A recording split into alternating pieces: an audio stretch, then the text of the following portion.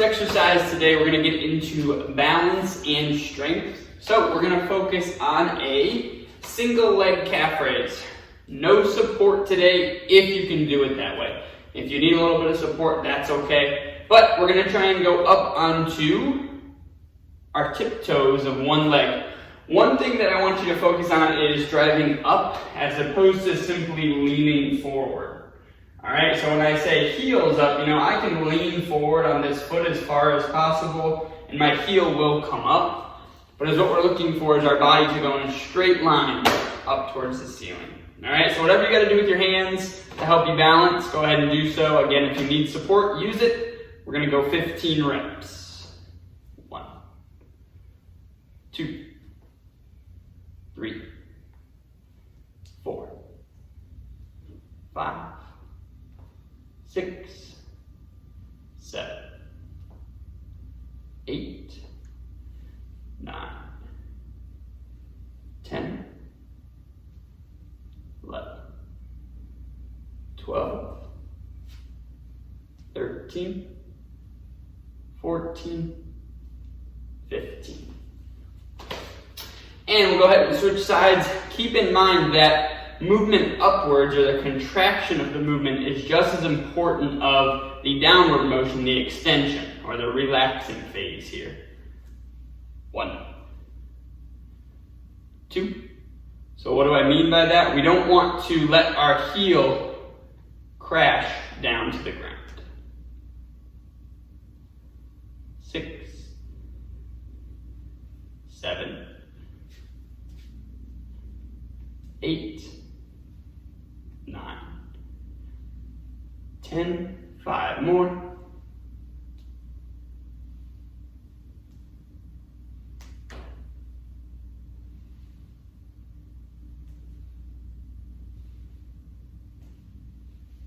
15.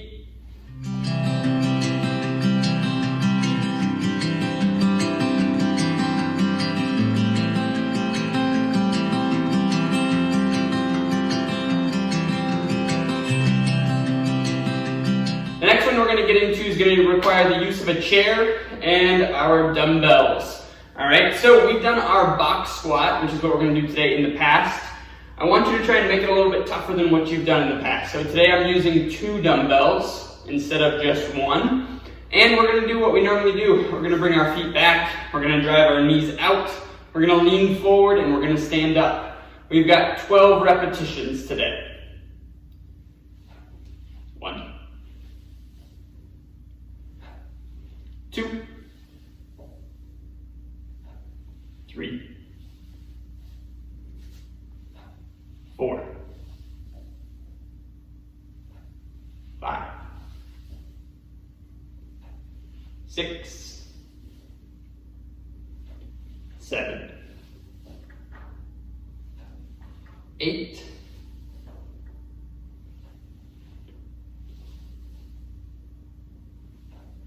2 to go.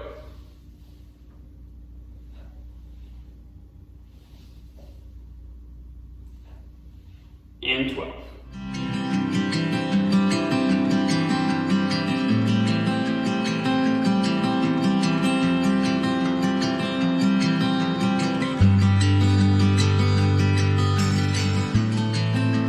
Alright, so one thing I want you to focus on for this next set, if you felt it on the first, is this simple action coming down to the chair. So if we come down after our squat and we feel that we're kind of collapsing, then we're obviously not holding tension within our core. So just because I am coming to a seated position doesn't mean that I'm losing that tension in the core. You should keep everything nice and tight throughout the entire motion.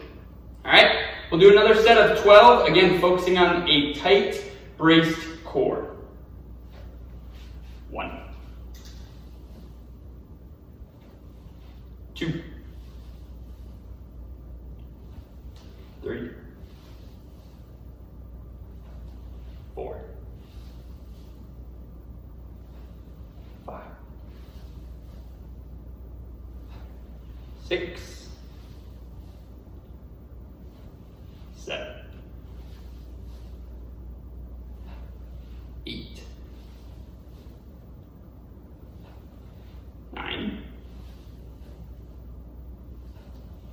2 more.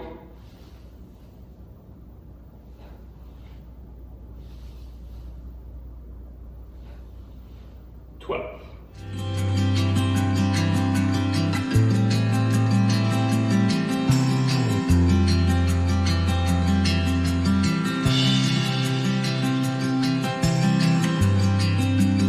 We'll stay in our chair for this next one. You're going to need the use of a smaller band if you have one. If you don't have one of these bands, that's okay. It's going to be a simple movement for you, but we're using this band to make that a little bit tougher. So what I'm going to do is I'm going to sit back into my chair. I'll allow my back to relax into the backrest, but I'm not going to crumble again. All right? We're going to keep one leg pulled in nice and tight while the other leg kicks out in front of us, accomplishing our leg extension here. 1, 2, 3. Again, the band adds a bit of resistance on the way up to make this movement that much harder. 5, 6, 7, 8. I'm trying to get my leg all the way straight if I can. Of course, doing so if there is no pain. 11, 12, 13, 14, and 15.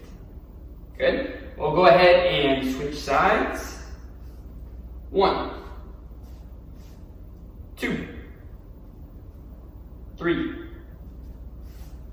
4, 5, 6, 7, 8, 9, 10, 5 more. 1, 2, 3, 4, and 5.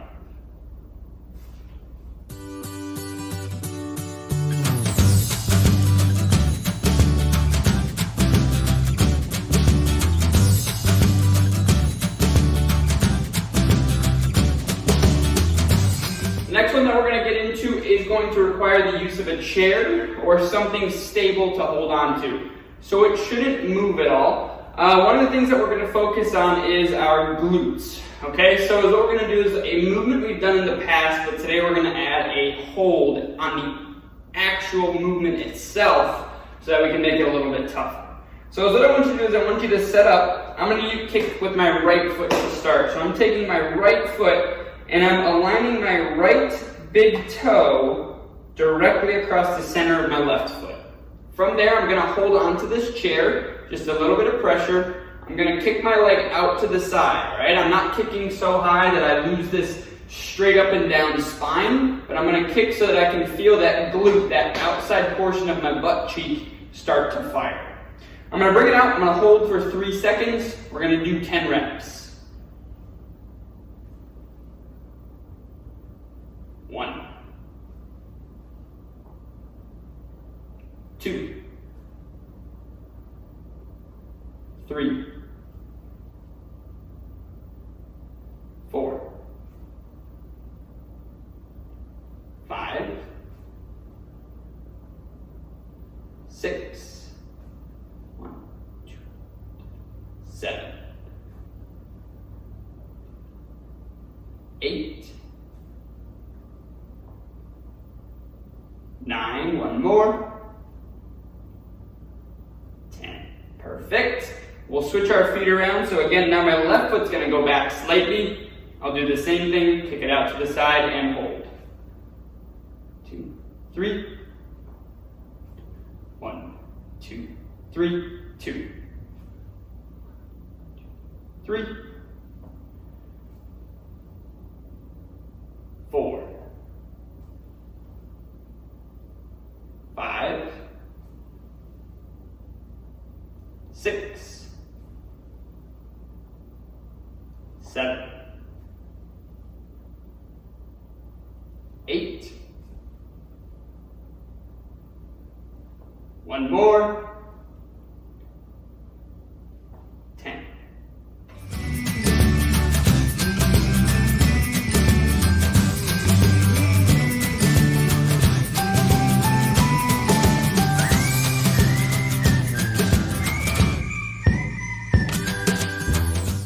gonna need those double dumbbells again, or single dumbbell if you're a little bit worried about the weight here. We're gonna get into our hip hinge with an explosion here, or basically a kettlebell swing or a dumbbell swing.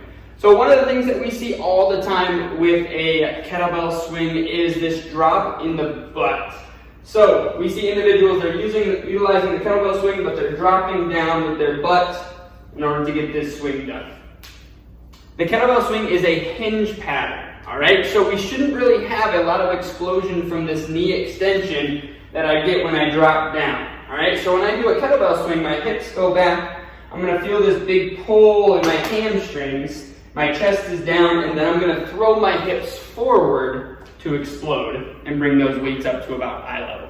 All right, so if you find yourself dropping down into a squat pattern, you know that you are doing it incorrectly. All right, we'll get into a set of 15 here. I'll go from the side so you can see my back, making sure your back stays nice and flat as well. 1, 2, 3, 4, 5, 6, 7, 8, 9, 10. 5 more. 1, 2, 3, 4, 5.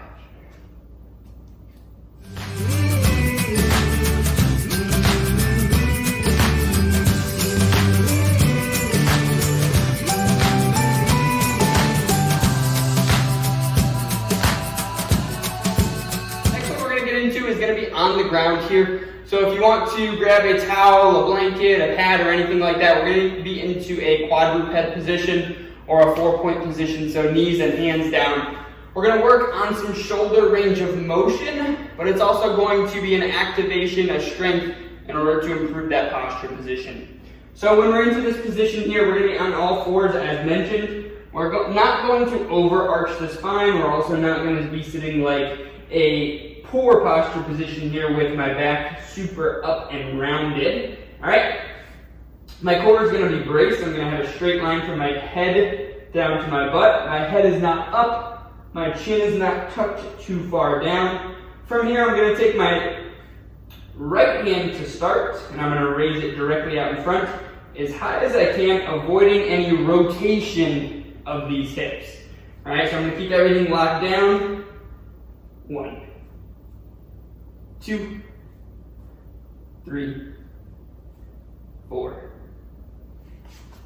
5, 6, 7, 8, 9, 10, 5 more, 11, 12, 13, 14, 15.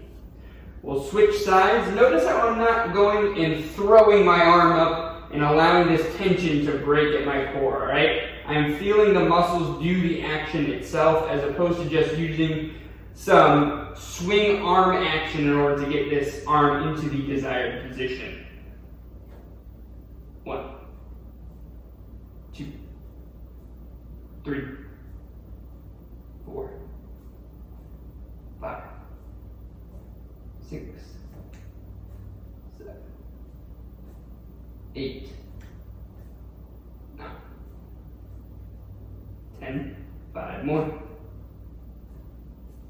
12, 13, 14, 15.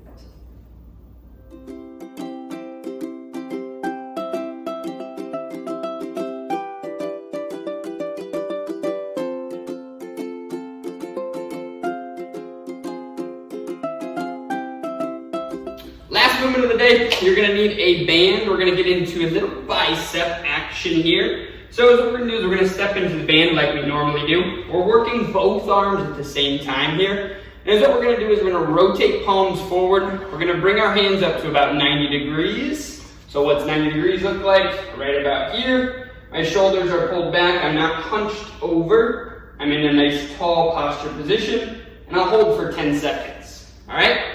We'll do 5 reps total. Bring them up.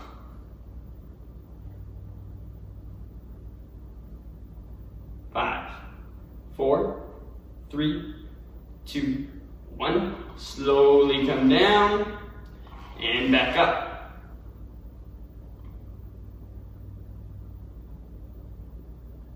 5, 4, 3, 2, 1. Down. Slowly back up.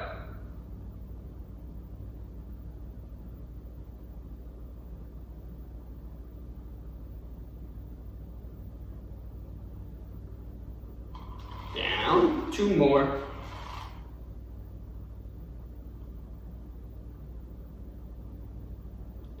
5, 4, 3, 2, 1. Last one.